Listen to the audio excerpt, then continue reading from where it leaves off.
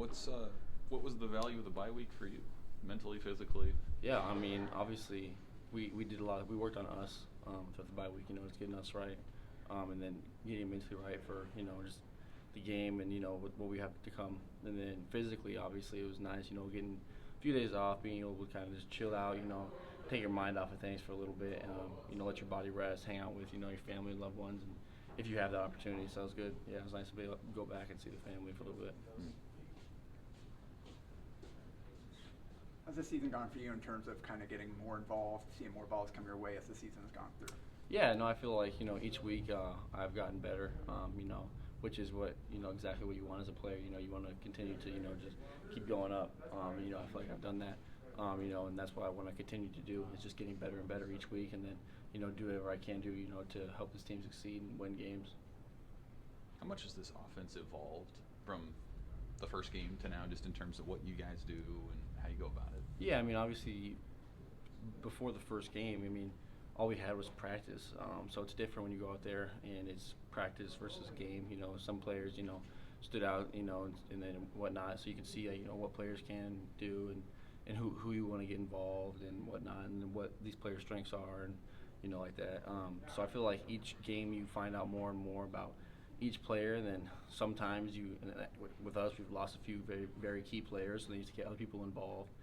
So it's just changed because you have to tailor the game to your strengths, obviously. So when some players go down, you might have to bring another player up, and they have different strengths than the other player. So I think that's how it's kind of changes. We just have to kind of evolve as an offense and find, where we can fit everyone and make us like the best. I guess if that makes sense. Do you see evidence of that? Like when Heinrich's in, you guys do things a little differently. When Anthony Grant's in, when whomever. Oh yeah, Heinrich and Jeff and really all of our quarterbacks are all great runners, and then Heinrich's shown it obviously. And every chance he has to run the ball, he runs and he takes off and he goes for 20, 30, 40, 70 yards, touchdown. And then he obviously has a great arm, likes to throw the ball. He's a solid gunslinger, and that's what he's always been. And it's really everybody just kind of is just very different. Everyone has their own strengths. You got quick release route runners. You got people who are just big, cross middle, make big plays. So everyone, like I said, everyone's got their own strengths that can help out the offense. You ever been on a team with a staff so willing to switch guys around, maybe even in season, like Jeremiah Charles moving to DB and stuff like that that's happened throughout? Shoot, I can't really recall anything that we did like that with the last team or last staff or whatnot, but I think it's awesome. Being able to find where each player can play and be able to help us become the best team, and if they can play on defense to help the defense and get on the field, and that's where they're going to be able to be strong and help us, and that's a strength for us, and I think that's awesome. Just kind of doing whatever we can as a staff and as a team and as a player to just obviously win games, and if that means like moving, if they ask me to go to like defense, I'm like, all right, well, what do I got to do?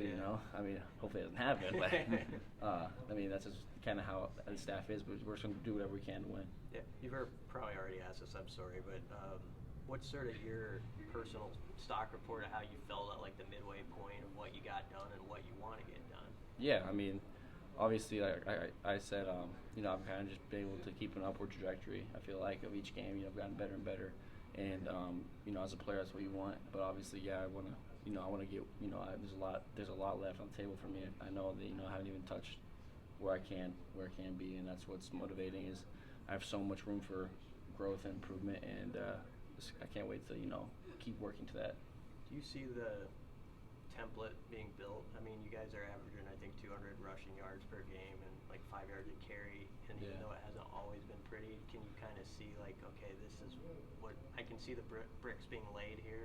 Yeah, we have a thing, as a team, it's just body blows, and I feel like, as an offense, we're going to continue body blows. And, there might be one carry we get for 1 yard or 2 yards or negative yards, and the next carry is going to be 30 yards. So we just got to continue, to pound the rock and continue to body blow the team that we're playing against, because it's going to eventually they're going to wear out on them, and that's kind of our goal. Is we want to be the strongest team in the fourth quarter, and that's kind of just been the message throughout the season. Jeff Sims, I'm sure, isn't having the on-field kind of season that he's wanted. What's been your perspective on how he's still been a leader and a voice for this team, even if he hasn't been out there necessarily? Oh yeah, Jeff's very impressive. I've been very impressed with that. Honestly, about Jeff is just the way he's carried himself, when after he got injured, and being a great teammate to Heinrich, and you see it everywhere. It's just when Heinrich makes a great play, he's right there, like cheering him on, cheering him up, and a lot of players wouldn't do that. I feel like it takes that's a grown adult person, and it takes a lot of maturity to be able to do something like that. And he's still a leader on the field and off the field.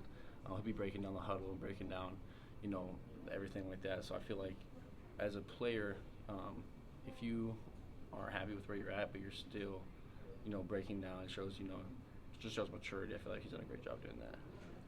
Talk about the upward trajectory. Is there anything short term, like, all right, from the first handful of games, like, I know this is what I can and need to do better here? Yeah, I would say honestly just everything, but just route running, run blocking, being physical at the point of attack.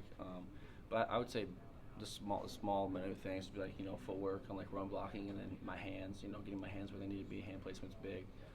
Just really, everything. I want to improve in every aspect of the game. That's just where I want to be the best at everything. That's my goal. Thomas, I mean, every players, coaches, like you said, going 1-0 this week, and that's been the whole thing the entire season. How advantageous is that mindset over a bye week where it's a little easier to hear the noise about the bowl hype and the upcoming schedule and all that? How do you see that mentality that coaches have instilled in you pay off, like in this week, and how you see that going forward? I think the way we look at it is, obviously, 1-0. We want to go 1-8, 1-0 every week. We don't look past our opponent that we have this week, because if we did that, then if we look past this opponent that we did this week, and say we it didn't go the way we wanted. If we don't go 1-0 this week, then we're not going to go to a bowl game. If we don't go 1-0 the next week, we're not going to go to a bowl game. So we want to make sure we go 1-0 this week, because that's what we need to do in order to go to do the things we want to do. So that's why we say 1-0, because the only thing that matters is this week, just going 1-0 this week. Thomas. Thank you.